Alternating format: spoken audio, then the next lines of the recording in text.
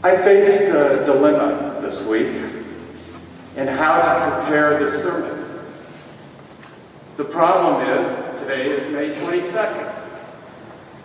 You'll remember that it is the day after Harold Camping announced on a billboard over our car park on January 1st that May 21st would be Judgment Day. The dilemma wasn't whether or not I'd have to give the sermon. I knew I wasn't getting out of the batting seat. Harold warned that people still in a church, which he says is ruled by Satan, would not be raptured.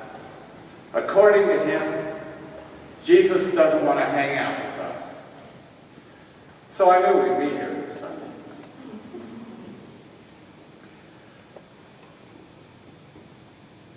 And I knew I had to prepare a sermon. What I didn't know was whether we would need comfort after seeing family members and friends leave us behind and float up to Jesus. Or would we need encouragement to get on with life? Because Jesus wants spiritual fruit, not religious nuts. When I wrote this on May 19th, I didn't know the answer yet. But I decided to boldly step out in faith and trust that come Sunday, Harold and his followers will be pretty disappointed. So my sermon will not focus on comforting the afflicted, which we weren't, but afflicting the comfortable, which we are. In the past, I've shared some inside secrets of how preachers create sermons. Well, here's another one. Sermons are often the distillation of a collage of seemingly unrelated events during the week that then collide with the gospel reading for the coming Sunday.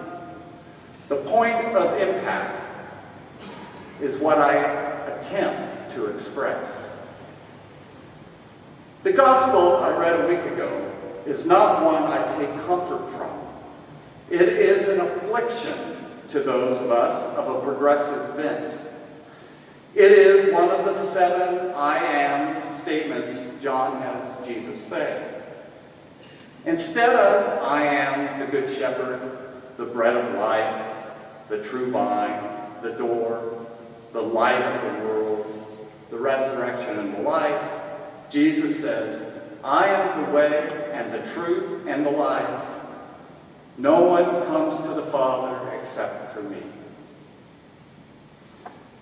While John may have been trying to comfort his afflicted community of Christian Jews who had recently been kicked out of the synagogue for their beliefs, as Glenn explained last week, today many Christians use it as a weapon to afflict those who do not believe in Jesus or don't believe in Jesus the same way or don't read the Bible in the same way or don't talk about their faith the way they do. It is used obscenely to authorize who is worthy of hanging out with Jesus, who is worthy of being called a Christian. Funny, that often means excluding people who aren't like us. You want to hang out with Jesus? Don't be an atheist, a person of color, poor, or a woman, or gay. Certainly that's how Camping and his ilk see it. For instance, an increasing yet way too slow acceptance of the gay, lesbian, bisexual, transgender community in churches is why, according to him, we were left behind if the rapture was yesterday.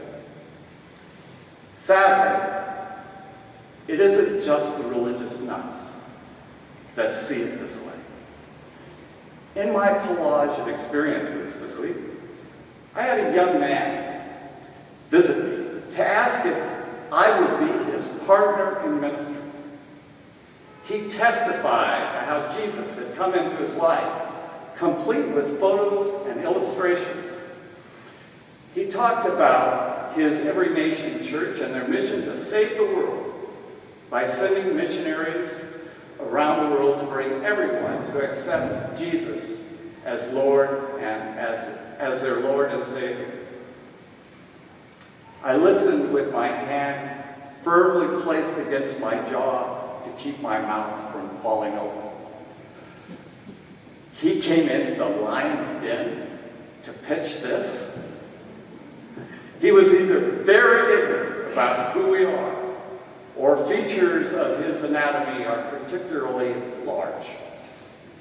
When he finished, I told him with tongue firmly planted in cheek that it would seriously undermine his ministry if it got out that he was in partnership with me. He assured me quickly he wouldn't tell anyone. He left disappointed. What I didn't tell him is I'm already in partnership with a Christian ministry that is in the business of screwing up a large part of the world, the Anglican Church. I was reminded of that the day before when I was sent an article from The Guardian that pointed out how homophobic the British Commonwealth is. Its 54 member nations represent 1/4 of the world's nations and 1/3 of the world's population. 46 of them still criminalize same-sex relations in all circumstances, with penalties including 25 years in jail in Trinidad and Tobago, and 20 years plus flogging in Malaysia.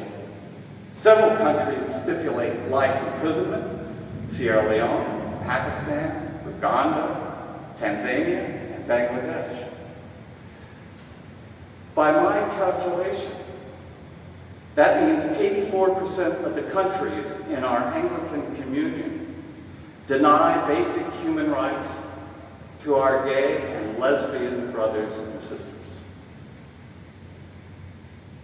These 46 homophobic Commonwealth countries account for more than half of the 76 countries in the world that still have a total prohibition on homosexuality. The Commonwealth has never come out in support of human rights of the LGBT community. This is surprising, as the Commonwealth defines itself as a free and equal association of nations committed to the core principles of democracy, human rights, equality, non-discrimination, opportunity for all, liberty of the individual, and human dignity. While these countries argue that their homophobic values are part of their authentic indigenous culture, that is not quite true. Anglican missionaries who opened the door for their colonization by the British Empire played a large part in instilling homophobia. True, they weren't always successful. Maoris seem to have been resistant. Perhaps that is why New Zealand finally decriminalized homosexuality only a little over 25 years ago. But the damage was done, and we are still reaping the whirlwind. Here's a case in point. This week, I signed a petition, along with 1.6 million others, demanding the Ugandan Parliament reject a proposed law that would have imposed the death penalty on gays and lesbians and anyone who protects them. This law had both the explicit and implicit support of the Anglican Church in Uganda.